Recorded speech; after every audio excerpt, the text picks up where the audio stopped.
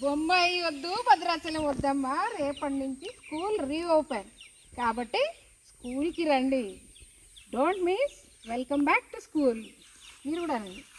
Welcome back to school.